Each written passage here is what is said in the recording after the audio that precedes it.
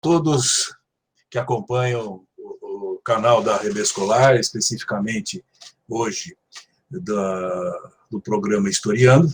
Nós temos a felicidade de ter uma pessoa com quem eu tive a oportunidade de trabalhar, não digo junto nem ao lado, porque nós éramos um grupo coeso, então não tinha nem junto nem ao lado, era todo mundo junto e trabalhando com o mesmo espírito na construção de algo que nós entendíamos à época que era relevante, né, especialmente por se tratar de uma instituição de ensino superior.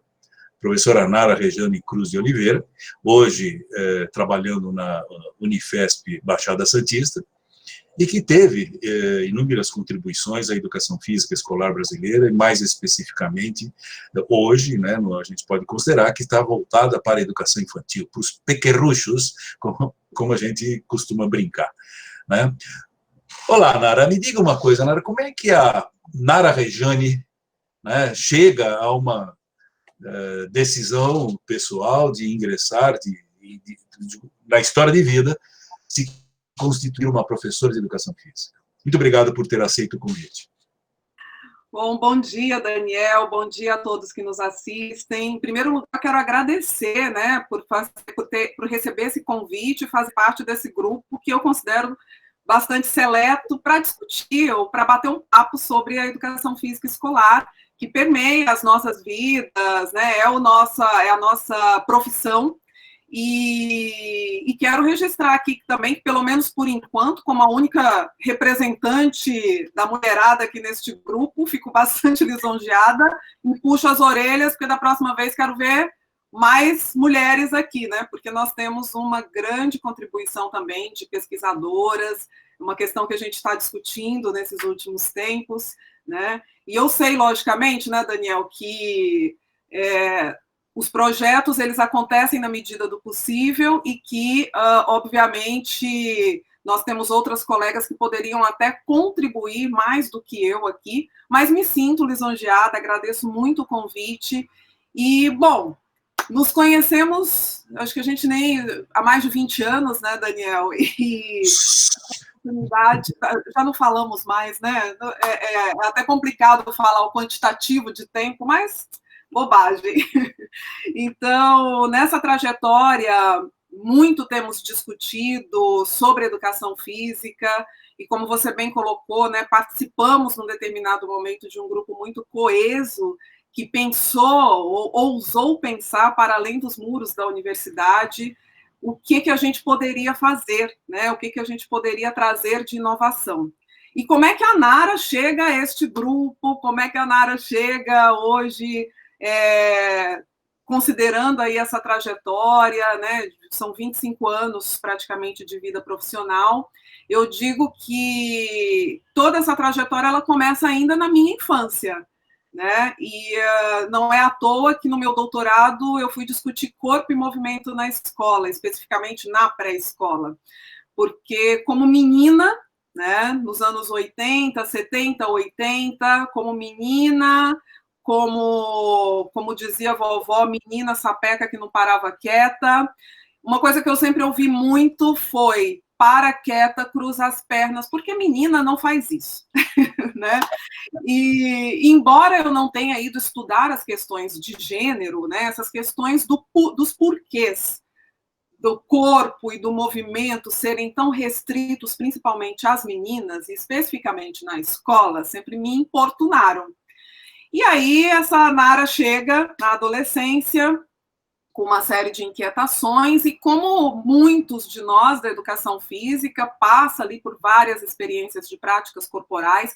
Nunca fui atleta, mas sempre tive muita experiência com diferentes práticas, então principalmente dança, ginástica, né?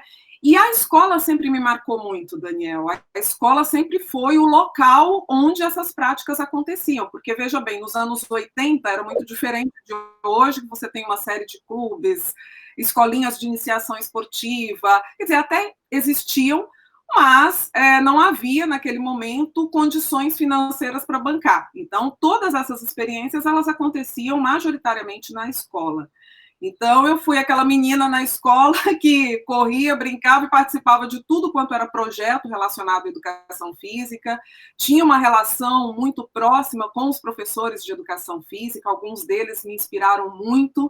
E é no ensino médio que eu começo, então, a pensar, a começar a cogitar, trazer essas minhas inquietações e esse meu gosto pelo movimento, por que não na vida profissional também.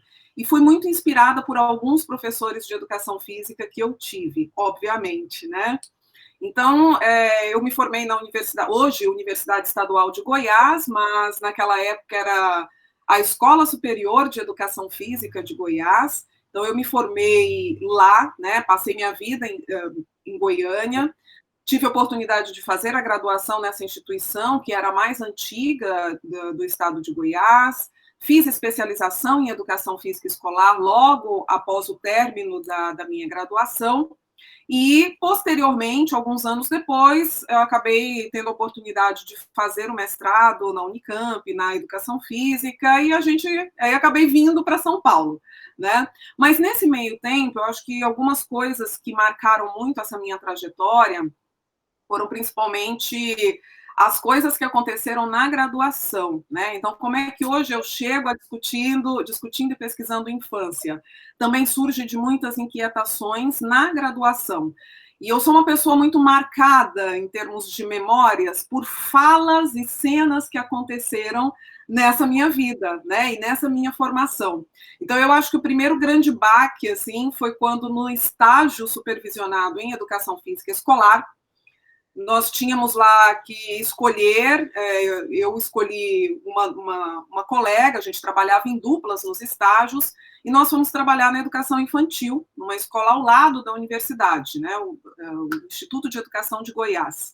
E aí, naquele momento, eram crianças pequenas, cerca de 4, 5 anos de idade, e a primeira cena que me vem à cabeça é eu chegando com a minha parceira de estágio, nervosas, porque imagina, né, a primeira entrada em sala de aula para dar aula, e tinha uma figura da professora de estágio sentada numa carteira no canto da quadra com uma planilha, né, tinha uma série de elementos que eram avaliados, e quando a gente chega na sala para buscar as crianças, a primeira coisa que a professora fala é: gente, olha, as tias da educação física chegaram. E a meninada sobe, e a meninada grita, e ela cata as coisas dela, né, uma pasta, vira pra gente e fala assim: graças a Deus que vocês chegaram.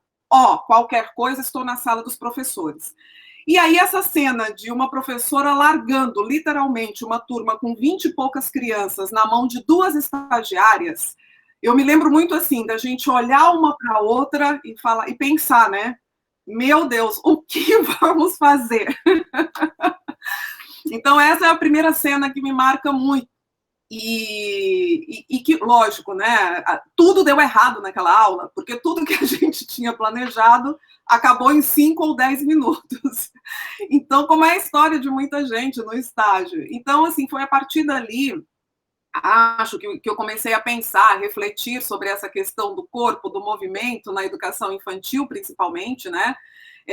E, logicamente, outras tantas cenas como essas aconteceram nos outros estágios, no ensino fundamental, no ensino médio, com diferentes nuances, mas sempre nessa perspectiva. Então, chegaram as tias da educação física, então toma que o corpo é de vocês.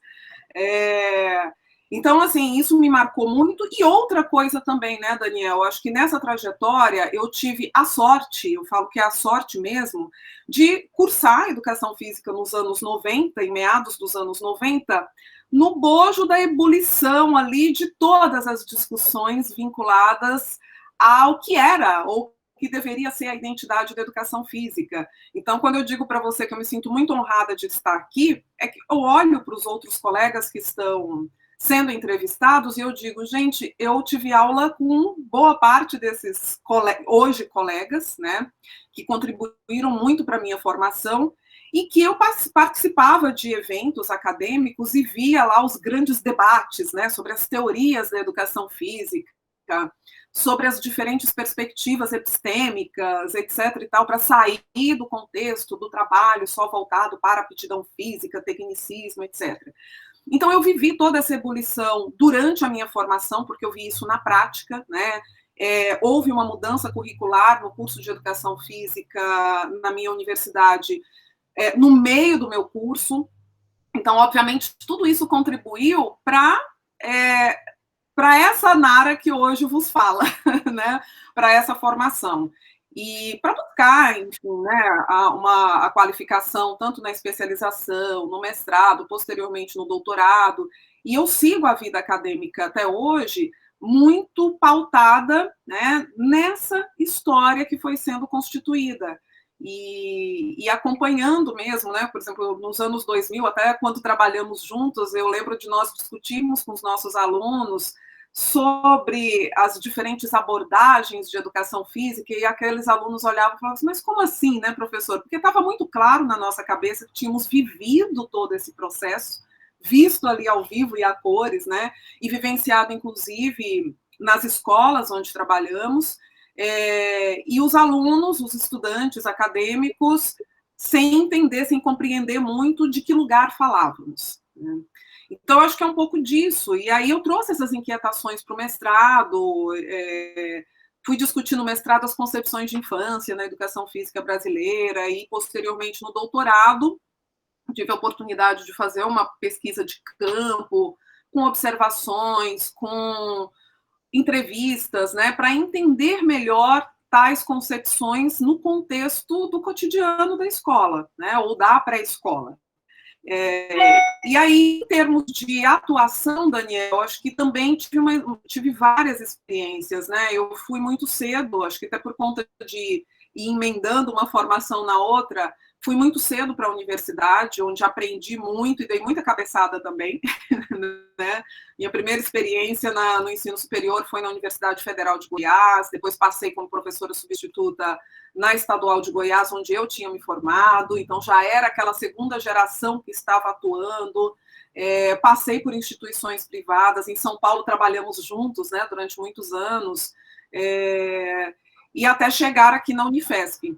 Na Unifesp eu estou há 10 anos, então cheguei em 2010 aqui no campus Baixada Santista, e embora o curso de Educação Física aqui seja um bacharelado voltado para a atuação em saúde, eu vejo que as discussões referentes à educação física como um todo e também à educação física escolar continuam pertinentes, né? E eu digo isso porque a educação física, no meu entender, acho que eu já estou até indo um pouquinho além, né? Mas ela é um processo educativo, então não tem a formação em educação física, qualquer que seja ela, em qualquer âmbito que este professor, eu gosto de falar professor, vá atuar, ele está atuando com um processo educativo. E aí a gente, quer dizer, é essa vivência, Daniel, cotidiana que vai alimentando a gente, os projetos, as intervenções, né?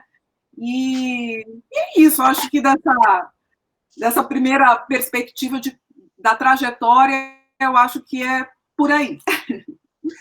Ah, Nara, muito bom, muito bom. Foi bom conhecer um pouquinho mais da Nara, apesar que parte dela a gente conhecia por os papos levados anteriormente, né?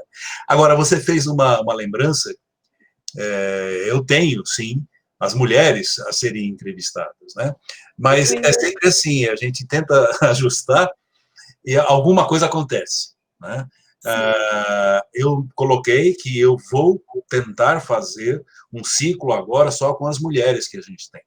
E fazendo um comentário com uma delas, com a Luciana Venâncio, por exemplo, nós conversamos, eu falei, olha, ela falou que também a mesma crítica que você fez, ela fez, poucas mulheres. Eu falei, mas o resultado histórico da educação física escolar, infelizmente, perpassa pela ausência da figura feminina, né? E houve um momento, inclusive, que mulheres que faziam o curso de educação física, infelizmente, não eram vistas de uma forma coerente, até chegavam a ser tratadas como não mulheres, né? E isso é muito ruim, como no esporte em geral, que a gente viveu, também era assim. Eu lembro que eu fui punido pela Federação Paulista de Judô quando eu coloquei judô feminino no Centro Esportivo da USP. Então, são coisas, né, que a sociedade ainda está em transformação, vivemos ainda esse descompasso, né? E poucas eram, de fato, as mulheres que, não que se sobressaíram, né? Eu acho que elas não tiveram sequer oportunidades de lideranças, né? Porque eram desqualificadas, né? Mas isso é uma passagem da educação física. Mas vamos lá, Nara. E aí? Tá bom, chegamos na faculdade, chegamos na formação, fizemos um doutorado. Como é que você entende hoje, como é que você interpreta hoje e o futuro da educação física escolar? Pergunta absolutamente pertinente e muito abrangente, né, Daniel? Eu vejo o seguinte, para a gente pensar o futuro, o próprio presente, né, e obviamente o futuro, a gente não pode esquecer da nossa história. E a nossa história como campo, né, como área de conhecimento, como campo de atuação, é uma história que envolve, sim, o sexismo, é uma história que envolve, sim, a não oportunidade a pessoas consideradas diferentes do estereótipo historicamente colocado para nós, né? Então, você tem razão quando fala assim, olha, historicamente a educação física ela foi feita, ela foi oportunizada a homens, né? Então, e não só homens, eu estou falando dessa questão de gênero, mas essa questão de gênero hoje ultrapassa o feminino, o masculino. E aí eu acho que a nossa história ela é permeada tanto por essas questões, mas também por uma histórica tentativa de adestramento do corpo humano, né? Porque se a gente pensa nas possibilidades do corpo, eu me lembro que, se eu não estou enganada, um dos Combraces, há algum tempo atrás, tinha como tema, se não foi o Combrace, foi outro evento, era o que pode o corpo, né? Então, para a gente pensar essa educação física, a gente tem que pensar o que pode esse corpo, né? Aliás, eu acho que até o que não pode, o que historicamente é colocado como o que não se pode fazer, né? Então, nós não podemos esquecer dessa história da educação física. Então, essa forma de sistematização de movimento, se a gente pega lá os movimentos ginásticos, se a gente pega assim até a própria perspectiva de como a educação física ela surge como disciplina institucionalizada no Brasil, nós vamos ver que ela sempre passou ali, ela sempre dialogou, entre aspas, com essas tentativas de adestramento do movimento humano. Então, eu me lembro sempre de um trabalho de uma colega querida, hoje professora da Universidade Federal de Goiás, a professora Maria do Carmo Morales Pinheiro. Ela fez um mestrado um pouco antes de mim, e a dissertação de mestrado dela, eu nunca me esqueci do título, que era Quietinho, Sentado, Obedecendo a Professora, as representações de corpo na educação infantil.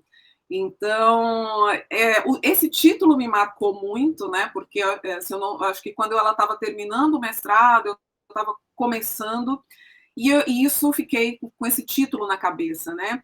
Então, assim, embora a gente possa falar mais da educação infantil nesse sentido, porque esse adestramento, entre aspas, ele parte muito deste corpo inquieto da infância, da criança, né? Mas isso chega até a idade adulta. Então, essa educação física, todas as crises, entre aspas, que nós vivenciamos, a própria discussão da identidade dessa educação física, ela perpassa, sim, pelas questões do corpo e do movimento. E, para mim, isso nunca foi uma coisa, assim, sempre foi algo muito complexo de compreender, porque o corpo é a nossa forma de estar neste mundo, né? É o nosso ser neste mundo. Então, eu acho que primeira coisa, né, pensar ou repensar ou refletir sobre este corpo em movimento. E aí vem a segunda questão.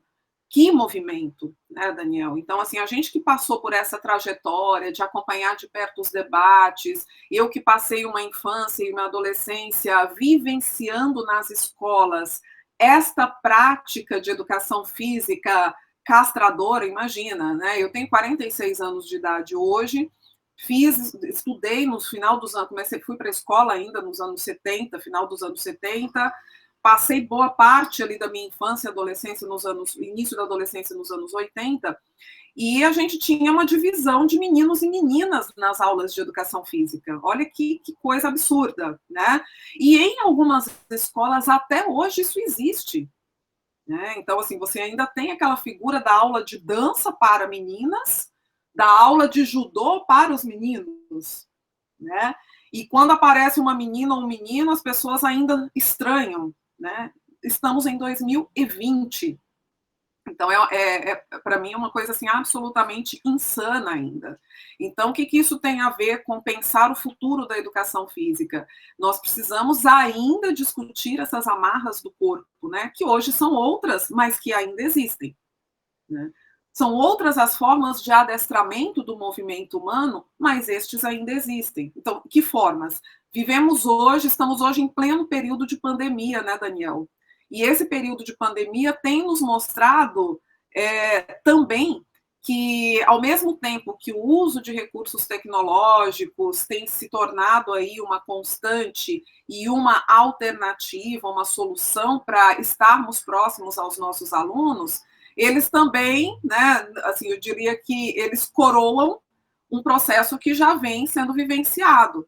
Então, é muito comum que a gente observe ali professores, né? Um pouco antes da pandemia, eu conversava com alguns colegas aqui da Baixada Santista, professores de educação física, que me diziam assim: Nara, mas tem aluno que o negócio dele é trazer o videogame para a escola, né? Ou ficar jogando no celular, etc. e tal, e eles não se interessam muito mais pelo movimento. Ou o contrário, né? De você ter alunos, estudantes das escolas que passam tanto tempo em frente à televisão, em frente ao computador, com o tablet na mão, com o celular na mão, né, mesmo com joguinhos mais simplificados, e eu não estou falando só de crianças de classes mais abastadas, eu estou falando de praticamente todas as classes sociais, né? Eu estou falando, essa conversa que eu tive foi com professores de escolas públicas, que trazem essa reclamação, eles querem mais a tecnologia. E veja, eu não tenho nada contra a tecnologia, eu acho que a gente tem mais que usar os recursos a nosso favor,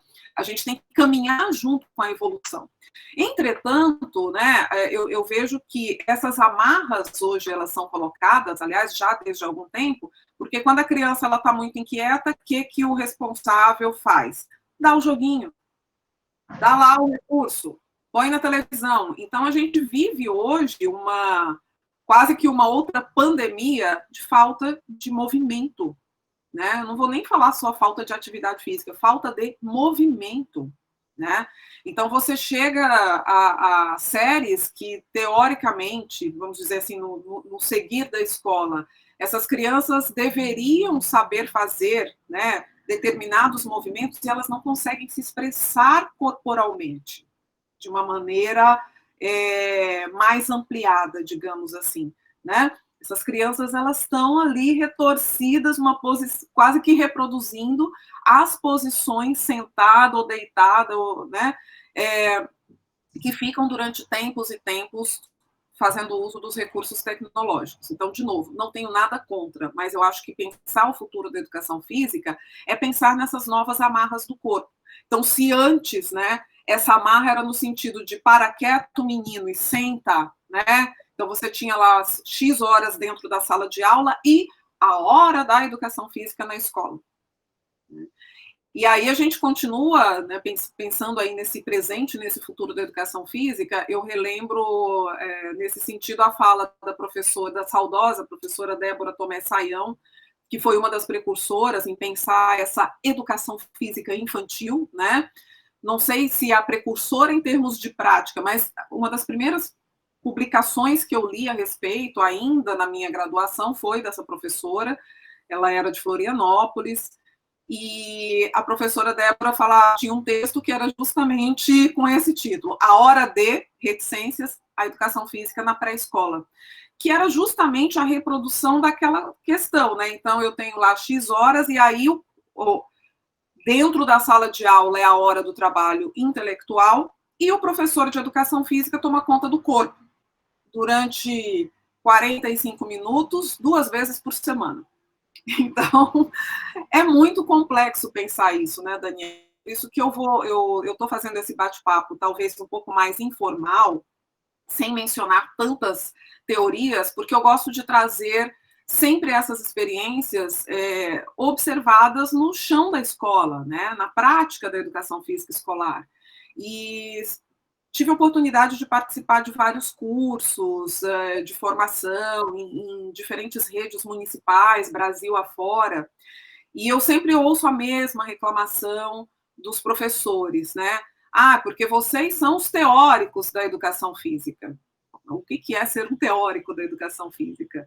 E aí a última incursão que eu fiz nesse sentido foi algum tempo atrás, eu tive a oportunidade de participar de um evento no Acre, e não foi nem para falar de educação física escolar, era a respeito de um outro projeto relacionado à saúde de estudantes universitários, mas eu acabei conversando, né, tinha muita gente da pedagogia, tinha alguns colegas da educação física, e acabei conversando com algumas dessas pessoas, e aí eu me lembro muito de uma professora que me dizia assim, nossa, mas é muito importante porque a gente só tem o conhecimento de dentro da escola, é muito importante quando vocês vêm trazer a teoria para a gente. E aquilo me incomodou, Daniel. Me incomodou porque, assim, falando em futuro da educação física, né, não só da educação física, acho que de todas as áreas do conhecimento, a academia precisa, a gente ainda continua com a demanda de se aproximar e trabalhar de maneira simbiótica com o que acontece. No nosso caso aqui, estamos discutindo a escola, né? O que acontece na escola? Quem são esses professores? Outra fase, uma outra questão muito marcante para mim, né, e que me faz pensar sempre, retomar sempre o meu ponto de partida, né, das minhas inquietações para a educação física escolar, também teve uma relação direta com a academia, porque quando eu fazia o doutorado, eu tive uma dificuldade absurda para conseguir entrar nas escolas e coletar dados, né? E aí eu me lembro que em uma das escolas, a coordenadora foi super hostil, né? Mas que até hoje, assim, quem foi meu aluno sabe que eu repito essa história em toda a aula que eu dou. Eu cheguei lá, estudante de doutorado, pedindo para coletar dados, então eu tinha que passar por uma entrevista com essa coordenadora pedagógica para ela dar o veredito se ela ia deixar ou não coletar os dados, porque eu tinha que ficar 2 semanas em cada escola. E aí, a frase que me marcou muito, ela falou assim, olha, quer saber? Eu acho muito complicado, porque vocês da universidade, costumam vir aqui direto, entram, atrapalham as nossas aulas e saem falando mal da gente e depois não abana nem o rabo, usando este termo. E na hora, eu fiquei assim, né, paralisada, porque eu fiquei chocada com a forma como ela foi hostil, então ela não falou desse jeito, ela falou quase gritando, né? Vocês não abanam nem o rabo depois e saem falando mal da gente. Então, o que é o falar mal, né? Então, a gente também tem que fazer o meia-culpa, porque, lógico, estamos ali tentando fazer o nosso melhor, a gente precisa ter este contato, mas a gente não pode ter este contato, eu da universidade chego lá, vou olhar, né? Com o olhar daqueles antropólogos do século XVIII que iam, né, com a sua veste de civilidade para olhar os selvagens, né? Então a gente não pode ir com esse olhar. Então esse é um ponto que precisa ser colocado para a gente pensar o futuro da educação física no Brasil e no mundo. Então essa relação mais simbiótica e mais próxima com o chão da escola, com esses professores. Por outro lado, eu também seria leviana se eu fizesse só críticas, Daniel, porque, assim, se por um lado a gente ainda precisa avançar muito, por outro lado a gente já tem algumas iniciativas, e eu menciono que no campo acadêmico uma das iniciativas muito bem-sucedidas é a figura dos mestrados profissionais, né? Eu tenho a oportunidade de ter orientandos aqui na Baixada Santista, a gente tem um mestrado profissional interdisciplinar, né? Que é o mestrado profissional em ensino em ciências da saúde. E, embora esteja voltado aí para as discussões de questões relativas à saúde, eu tenho recebido muitos alunos, muitos orientandos da educação física e de várias áreas do conhecimento que estão trabalhando ali com a transversalidade da saúde na educação, por exemplo, né?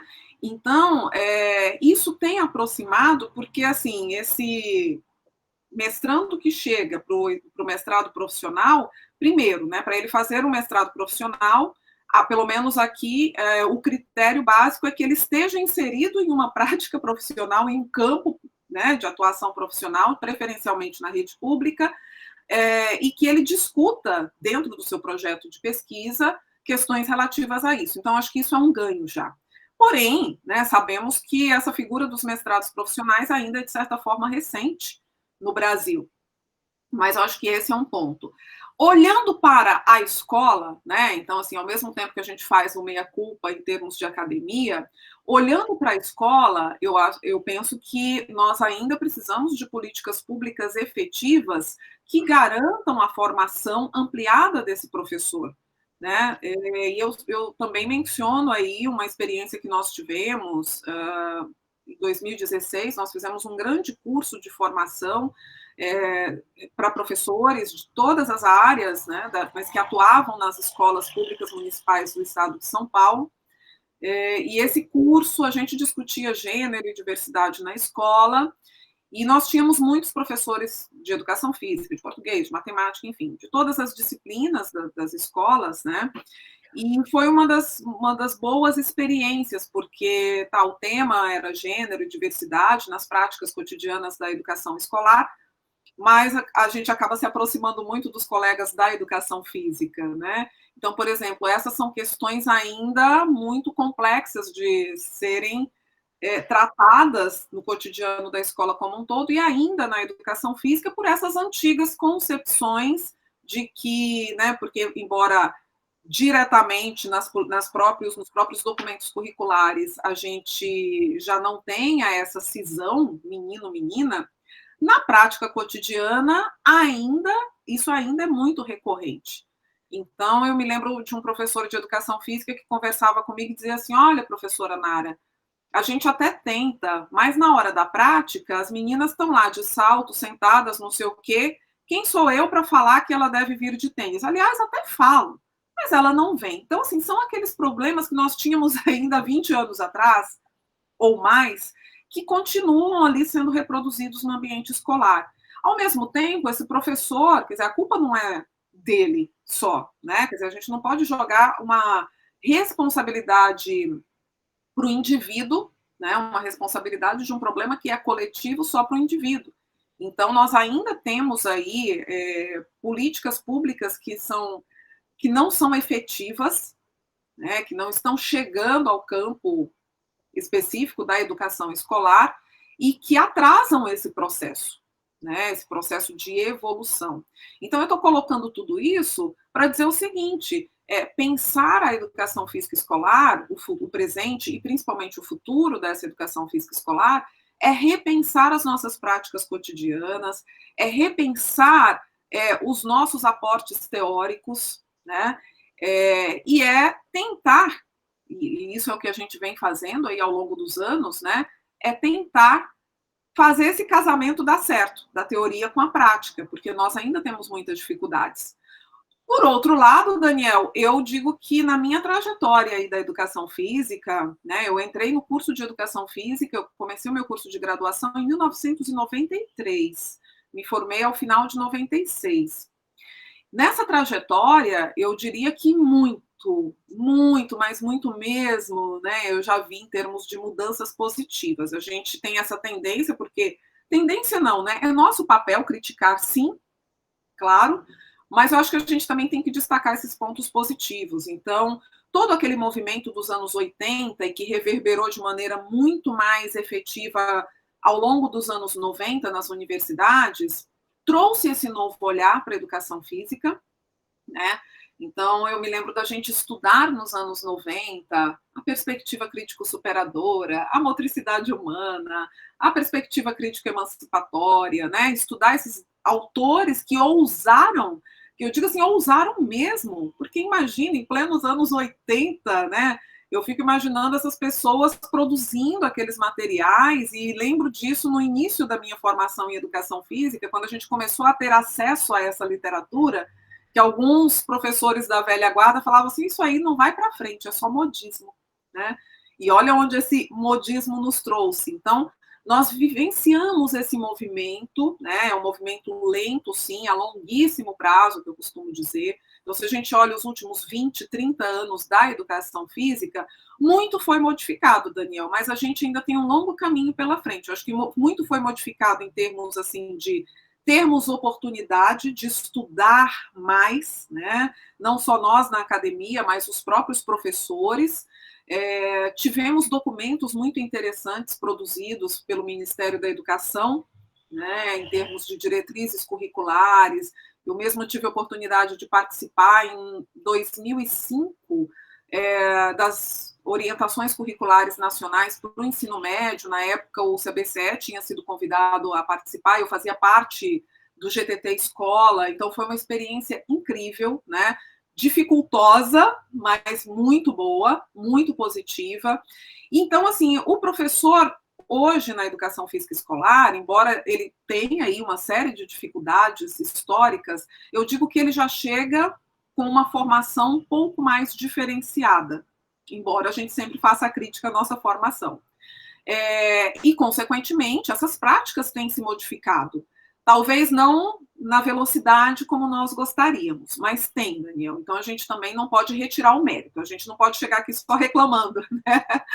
Criticando no mau sentido. Essa crítica que a gente faz é uma crítica, assim, no sentido construtivo e de observar esse movimento. Eu gosto muito de dizer que os 40 anos, essa fase dos 40 anos, me trouxe essa delícia de olhar já uma trajetória, falar assim, caramba, tem 25 anos que eu sou professora, né? Então, assim, daquilo que eu vivi lá atrás, como é que tem sido essa trajetória? Como é que eu bato meus papos com os meus alunos hoje, orientando-os, né? Então, esse olhar a partir de uma certa experiência traz para a gente uma série de inquietações, mas um certo conforto no sentido de dizer, poxa, que bom que as coisas estão evoluindo, né? Então, eu continuo olhando para frente da educação física. Eu sou aquela que vê sempre o copo meio cheio, não meio vazio, né? Então, mas ainda temos muito a fazer, Daniel. E eu acho que a academia tem uma responsabilidade grande. Então, todos nós que estamos sendo entrevistados aqui, né, pelo menos os colegas que eu já vi, todos nós estamos na academia. Todos nós fazemos parte deste grupo que está, né, bem ou mal, sendo responsável pela formação. Então, assim, a minha responsabilidade, ela ultrapassa a Unifesp, a Universidade Federal de São Paulo. Ela vai além, porque volta e meia a gente está dando curso, a gente está falando com pessoas de outras instituições, né? Então, essa responsabilidade em parte nossa, mas também precisa ter aí essa parceria com o poder público, com a gestão pública, em termos de promoção de políticas públicas efetivas para essa formação ampliada do professor, porque a formação da qual eu estou falando aqui não é o diploma de graduação, né? É essa formação que se dá no chão da escola, nas atividades coletivas, na discussão coletiva ampliada e democrática da educação física escolar, que vai além dos trocentos jogos, que são importantes também, né? Eu lembro de ver a entrevista do professor Wagner Way Moreira, que, enfim, né, uma referência que eu li durante o meu mestrado, tive a oportunidade de assistir palestras com ele, e ele falou uma coisa muito interessante, né? Ele falou assim, na ânsia de discutirmos, de rompermos com o tecnicismo, nós também esquecemos a técnica. Eu acho que agora a gente já está chegando num equilíbrio nesse sentido, né? Eu acho que esse desequilíbrio eu vi muito no início dos anos 2000, principalmente. A gente já começa a tentar voltar aí a esse equilíbrio, mas muito temos a fazer, né? E no que se refere às crianças, em termos de futuro da educação física, eu brinquei com você quando você me convidou, eu falei assim, vou puxar a sardinha para a educação infantil, né? Eu gosto muito de uma frase que eu usei tanto na minha tese quanto na minha dissertação, que é o seguinte, que existem diferentes infâncias e crianças e escolas contextualizadas ao local social ocupado. Então, esse é meu lema em termos profissionais.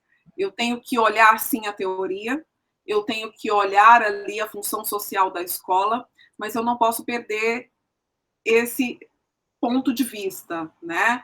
Eu preciso entender os contextos.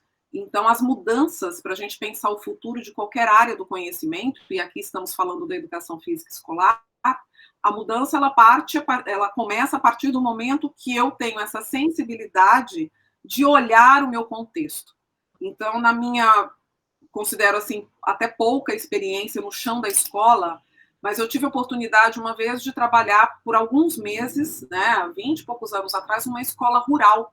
E chegou lá a Nara, recém-formada, professora de educação física, com 1000 ideias na cabeça, 1000 livros lidos, e nada funcionava no início, né? Então, eu não tinha quadra, eu não tinha isso, não tinha aquilo, e uma das memórias mais marcantes que eu tenho daquela escola, num calor, assim, absurdo, era uma região extremamente quente, era dar uma aula de natação no córrego atrás da escola, com a diretora me chamando de louca, obviamente, né? Mas é uma memória fantástica que eu tenho. Eu digo que eu posso ter 100 anos de idade que eu vou me lembrar disso, né? E da alegria, quer dizer, mais do que aquela aula, da alegria daquelas crianças de dizerem o seguinte: que bom que a gente está nadando, porque dava 40 graus, né? Quer dizer, a gente não tinha condições de fazer uma aula com outra coisa a não ser uma atividade mais refrescante, né? Então, eu taquei as crianças no córrego. A diretora, obviamente, queria sumir comigo da escola depois, né? Mas era isso, era entender aquele contexto naquele momento, né, Daniel? Então, eu digo assim, que pensar o futuro da educação física é nunca perder de vista isso. Existem diferentes crianças, infâncias, estudantes em todas as fases, escolas contextualizadas ao local social ocupado. Não sei se te respondi a pergunta. Podíamos ficar batendo papo sobre isso o dia inteiro aqui, mas eu sei que tem um limite de tempo. Sem dúvida, Nara, sem dúvida. Olha, realmente você tocou em pontos que a gente aguardava que os fizesse. A gente conhece a Nara. E eu vou, para a gente emendar e caminhar para o, infelizmente, para o encerramento, o que você diria para um jovem recém-chegado pelo vestibular e que optou pela educação física? Que mensagem você daria para esse futuro professor de educação física? Aliás, gostei muito do professor, porque aquela história de educador físico não passa na goela, né? A gente não educa o físico de ninguém, a gente não educa o físico de ninguém, a gente trabalha com seres humanos. Mas o que você daria de recado para esses jovens que estão optando ou até pretendem fazer um vestibular de ingresso no ensino superior e tendo na educação física sua área de intervenção social? Eu sou suspeita para falar, Daniel, porque eu assim, estou nessa área e, embora aqui na Unifesp eu tenha um trabalho não só com o curso de educação física, né, eu vim concursada aqui trabalhando com todos os cursos da área da saúde, mas eu digo que o curso do coração é sempre educação física, é lá que eu desenvolvo os meus projetos, né, majoritariamente os projetos de pesquisa, projetos de extensão, e, enfim, eu diria que aposte no sucesso da educação física no sentido mais amplo, né? Nessa perspectiva de nós podermos participar de uma educação ampliada. Então, desde a produção do cuidado em saúde, né? E aqui eu estou puxando a sardinha um pouco para o nosso escopo aqui na Unifesp, porque e lembrando também, né, de um post recente do professor Mauro Betti, que é uma pessoa que eu respeito muito, que eu tive a oportunidade há tempos atrás de conviver durante um curto período de tempo, mas que foi fundamental assim para em 1 ou 2 bate-papos entender ali, né, uma série de questões relativas à área. E o professor Mauro Betti recentemente, acho que essa semana, poucos dias atrás, publicou em uma das suas redes sociais algo assim: educação física é sempre sobre educação, não interessa a área que você está atuando, se é no lazer, se é na saúde ou se é na escola, ela é sempre educação, porque a educação física não existe sem a educação, né? Então eu digo que seja no campo do lazer, seja na educação física escolar, ou seja, nos nossos projetos que hoje desenvolvemos aqui de produção de cuidado em saúde na comunidade, nas unidades básicas de saúde públicas, municipais, estaduais, é sempre um processo educativo, e isso é muito bonito, você poder fazer parte desse universo educativo. As melhores lembranças que eu tenho em termos de professores inspiradores, por isso eu te digo que eu sou suspeita para falar, são de professores de educação física que eu tive desde o meu ensino, da minha educação infantil, passando pelo ensino fundamental e médio, né? Assim como outras lembranças não tão boas, né? Então, por exemplo, não tão boas, mas que me fizeram ali me guiar. Eu trabalhei com natação durante muitos anos e não foi à toa, né? Eu tinha muita vontade de aprender a nadar numa determinada escola que eu estudei, que tinha piscina, era uma escola pública, inclusive, e em Goiânia. E aí eu me lembro que o professor que dava aula, ele sempre enfatizava ali a melhoria do movimento daqueles que já sabiam nadar, e os que não sabiam, como eu, a gente ficava num cantinho no raso da piscina. E o meu sonho dourado era aprender a nadar. O dia que eu tive a oportunidade de aprender a nadar, já adolescente, diga-se de passagem, eu fiquei tão contente com aquilo, Daniel, eu fiquei tão feliz, né? E não foi à toa que eu levei isso como um campo de atuação durante muito tempo. Eu trabalhei praticamente 7 anos da minha vida com natação, com hidroginástica, enfim, com uma série de atividades aquáticas. E eu digo o seguinte, a gente tem um potencial, claro, todo professor tem, mas assim, pensando nessa questão do corpo, né? Eu acho que essa profissão de educação, de professor de educação física, não interessa o âmbito, é uma profissão que vai lidar, né, ou vai tentar romper com uma série de estigmas e preconceitos relacionados ao corpo. Então, eu digo, vá em frente. Se você tem essa paixão, e essa não é só a paixão, né, essa vontade de mudar um pouco esse status quo, que eu acho que foi isso um pouco que me fez querer estar na educação física e continuar até hoje discutindo essas questões, é pensar nessas amarras impostas pela sociedade ao nosso corpo, que é simplesmente a nossa forma de estar nesse mundo. Então, não me entra na cabeça que estamos em 2020 e as pessoas estão nos amarrando ou tentando nos amarrar ainda, né? Tolher o nosso movimento. Então, eu digo, né?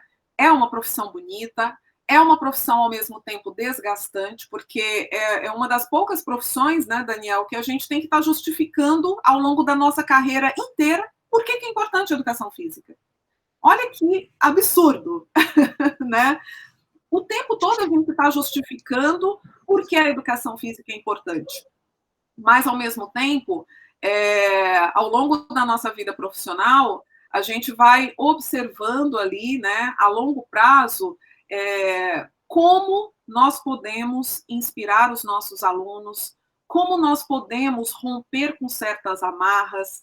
Eu sempre me pauto assim nos feedbacks que eu recebo de ex-alunos. É muito bacana quando a gente vai a eventos e que encontramos professores hoje de educação física. Né? Alguns anos atrás eu encontrei em Goiânia, fui participar do Compass em Goiânia em 2017, e eu andando na rua em Goiânia, e uma pessoa, um rapaz me para, né, quase um senhor já me para, assim, você é a Nara? E eu disse, sou. Não reconheci. Ele falou assim, nossa, Nara, você foi minha professora de natação lá no Clube Antônio Ferreira Pacheco, no SESI, em Goiânia, em 1900, aí também não vou falar, né? E aí ele falou assim, poxa, você mudou a minha vida, porque eu tinha pavor de água. E assim, imagina, SESI, a gente passa assim com 500 mil alunos por dia, né?